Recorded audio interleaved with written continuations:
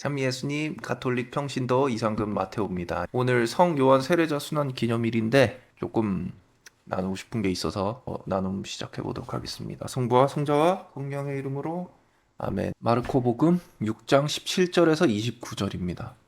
그때 헤로데는 사람을 보내어 요한을 붙잡아 감옥에 묶어둔 일이 있었다. 그의 동생 필리포스의 아내 헤로디아 때문이었는데 헤로데가 이 여자와 혼인하였던 것이다. 그래서 요한은 헤로데에게 동생의 아내를 차지하는 것은 옳지 않습니다 하고 여러 차례 말하였다. 헤로디아는 요한에게 앙심을 품고 그를 죽이려고 하였으나 뜻을 이루지 못하였다. 헤로데가 요한을 의롭고 거룩한 사람으로 알고 그를 두려워하며 보호해 주었을 뿐만 아니라 그의 말을 들을 때 몹시 당황해하면서도 기꺼이 듣곤 하였기 때문이다. 그런데 좋은 기회가 왔다. 헤로데가 자기 생일에 고관들과 무관들과 갈릴레아의 유지들을 청하여 잔치를 베풀었다. 그 자리에 헤로디아의 딸이 들어가 춤을 추어 헤로데와 그의 손님들을 즐겁게 하였다. 그래서 임금은 그 소녀에게 무엇이든 원하는 것을 나에게 청하여라. 너에게 주겠다 하고 말할 뿐만 아니라 네가 청하는 것은 무엇이든 내 왕국의 절반이라도 너에게 주겠다 하고 굳게 맹세까지 하였다. 소녀가 나가서 자기 어머니에게 무엇을 청할까요 하자 그 여자는 세례자 요한의 머리를 요구하여라 하고 일렀다. 소녀는 곧 서둘러 임금에게 가서 당장 세례자 요한의 머리를 쟁반에 담아 저에게 주시기를 바랍니다 하고 청하였다. 임금은 몹시 괴로웠지만 맹세까지 하였고 또 손님들 앞이라 그의 청을 물리치고 싶지 않았다. 그래서 임금은 곧 경비병을 보내며 요한의 머리를 가져오라고 명령하였다. 경비병이 물러가 감옥에서 요한의 목을 베어 머리를 쟁반에 담아다가 소녀에게 주자 소녀는 그것을 자기 어머니에게 주었다. 그 뒤에 요한의 제자들이 소문을 듣고 가서 그의 죽음을 거두어 무덤에 모셨다. 주님의 말씀입니다. 그리스도님 참여합니다. 유명한 얘기잖아요. 세례자 요한이 사람들 세례를 주고 회개를 선포하고 이러는데 헤로데가 왕인데 죄를 막 저지르고 있으니까 여기에서 지금 나오는 죄가 동생의 아내를 데려다가 결혼을 한 거잖아요. 질책을 하고 이러니까 눈에 까시고 감옥에다가 가둔 거예요. 두려워하기도 하였고 죽이지는 못한 거예요.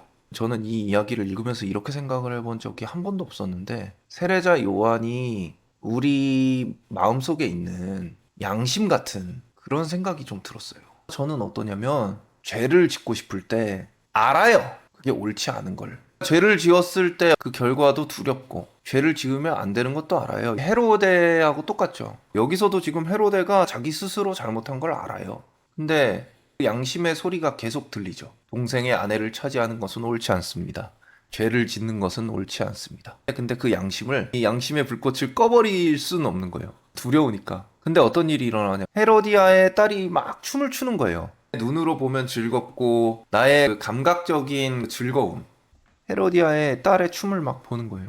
그 즐거움. 헤로디아의 딸의 춤 같은 거에 빠져가지고 어떻게 생각하냐면 무엇이든 좋아. 무엇이든 해줄게. 이러죠. 그럼 그때 제가 나한테 뭐라고 하냐면은 세례자 요한의 머리를 가져다 주세요. 이러는 거죠. 그래서 양심을 죽여버리는 거예요.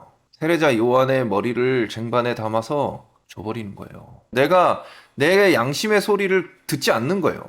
감옥에다가 가둬놨으면 다행인데 내 스스로 알고 있는 내 마음속의 세례자 요한의 소리를 목을 쳐서 없애버리는 거예요. 그러니까 죄에 굴복하는 거죠. 그럼 그때부터는 몹시 괴로워지는 거예요. 더 괴로워져. 더 괴로워. 헤로데가 결국 세례자 요한을 죽이고 나면 계속 더 죄를 지었겠죠?